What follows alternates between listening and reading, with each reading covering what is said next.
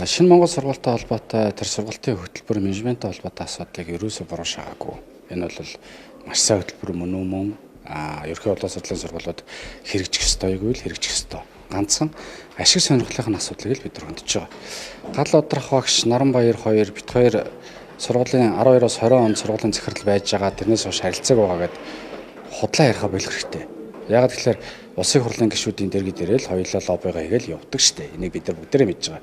Өнгөрсөн намар шинэ сургуулийн байр худалдаж авахаас ахуулаад лоббигаа хийгээл хоёулаа л явсан. Энийг бүх улсын хурлын гишүүд мэдж байгаа. Хоёрдугаар 120 сургууль руу 10 саяар нь мөнгө өгөөд буцаагаад 10 саяын боловсролын ерхий газраас яриад буцаагаад гэрэл хэлбэрээр татаад авцсан бас үнэн штэ. Бид нар сургалтын хөтөлбөрийг ерөөсөө буруу шагаагүй. Сүүлийн үед сургалтын хөтөлбөрийг буруутгаж байгаа хэлбэр буюу энэ сургалтын хөтөлбөр сайн хөтөлбөр байтал улс төржүүлээд байна гэдэг зүйлийг их төлөхөө мөнгө төлж хийгээд байгаа шиг байна. Тэгэхээр бид нар бол би дахин хэлье. Та бүхэн маань яг энийг гаргаад өгөр. Сургалтын хөтөлбөр бол маш сайн хөтөлбөр. Маш сайн хөтөлбөр. Ерөнхий боловсролын сургуулиудад улс орон даяар хэрэгжих ёстой юу гэвэл хэрэгжих ёстой.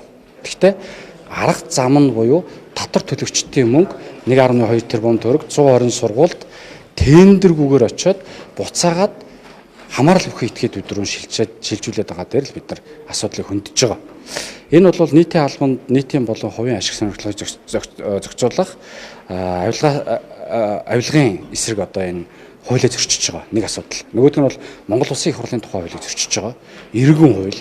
За үндсэн хуулийг зөрчиж байгаа юм асуудлууд. Улсын хурлын гишүүд хангар хоригтой авилга албан тушаал ашиг сонирхлоос ангид байж арт түмнийхээ төлөө ажиллана гэдэг юм тангарахтай. Тэгэхээр бол энэ нөхцөл байдлууд нь цаашдаа үргэлжлэл хэмжээнд явна л гэж бид нар ойлгож байгаа. Тэгэхээр энэ чинь эргүүлэн татах хэрэгтэй гэж байна. Авилгатай тэмцэх газарт асуудлууд шалгагдж байгаа гэсэн учраас бид нар аливаа асуудлыг хөндөхгүйгээр орхисон.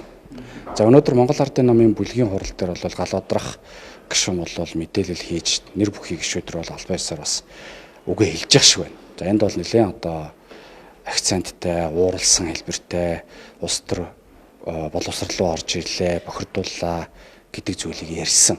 За дээрэс нь их хамгаалан сайд руу бол одоо тодорхой хэмжээнд таны үед эхлүүлсэн таач гэсэн бид нарт энэ хөтөлбөрөөс өгчээсэн штэ гэдэг юм агуулгыг хөндөө явж байгаа. Урд нь бид нар энийг судалж үзэхэд бол хувийн сургуулиуд өөрсдөө мөнгөө гаргаад төрийн сургуулиуд өөрсдөөсөө тодорхой хэмжээний төсвөөр мөнгөө тавиад авч ирсэн юм бэл. Хувийн сургуулиуд, хувийн хвшлүүд ч авч ирсэн юм бэл энэ хөтөлбөрийг тэр хэлбэрээр л явах хэрэгтэй. 1.2 тэрбум төгрөг дээр тендер сонгуульч шалралтын зарлаад тэр шинэ Монгол нь орж ирээд 3 байгууллага байгаа мэлээ шүү дээ. Ийм хөтөлбөртэй. Яагаад нэг нь онцлог вэ гэдгийг бид нар яриад байгаа байхгүй. Тэгээд тендер сонгуульч шалралт руу үнэхээр сайн бол орж ирэл аваад ном журмаараа явцсан бол бид нар энэ дээр юу ч хөндөхгүй ашиг сонирхлын асуудал үүсэхгүй байхгүй. Гэтэл хууль зөрчичөө тэрийг хаацаалах хэлбэр дээр боловсролын систем рүү дайрж, тогтолцоо руу дайрж, Монголд байгаагүй түүхэн сайдыг одоо огцруулах гэдэг нь Наранбаяр руу та нар бол амжихгүй шүү гэдэг үгийг улсын хурлын гишүүн гал одрах хэлж байгаа нь өөр ашиг сонирхлын асуудал. Нэг үг шууд утгаараа. Тэгэхээр өнөөдөр бүлгийн хурал дээр миний ярьсан зүйл бол өнөөдөр энэ цаг мөчөөс эхлээд улсын хурлын гишүүн гал одрах гэдэг үнийг энэ асуудлаар нь бол эгүүлэн татуулах асуудлыг бол бид нар аль байсаар хөндөг. Энэ танаа бүлэгтэй эрчим хүчний сайд өөрөө ашиг сонирхлын зөрчилтэй. Зам тээврийн сайд вагонтой, бизнестэй, хоттой. Бусад сайдны асуудлыг одоо Дэлгэр сайхан сайд төмөр замаар дамжуулаад хувийн хвшил рүүгээ төрөөс буюу татвар төлөгчдийн мөнгөний авцсан материалууд гаргаад ирвэл бид нар төгөх хэрэгтэй. Чойжл сүрэн сайд дулааны цахилгаан станц болон цахилгаан станц эрчим хүчтэй холбоотой асуудал дээр хувийн хвшлэрээ аливаа ажил гүйцэтгүүлээд мөнгө шилжүүлсэн байгаа баримтууд байвал бид нар төгөх хэрэгтэй. Бид нар зарчим яг нэг байх ёстой. Тийм учраас хүн намын хүн намаас одоо нэр дэвшиж улсын хурлын гишүүн болсон Наранбаяр өнөөдөр боловсролын сайд Монгол Ардын намаас чагсаалтаар нэр дэвшиж сонгогдсон гал одрах гэдэг хоёр хүн дээр нам харгалзахгүйгээр бид нар зарчим ярьж байгаа.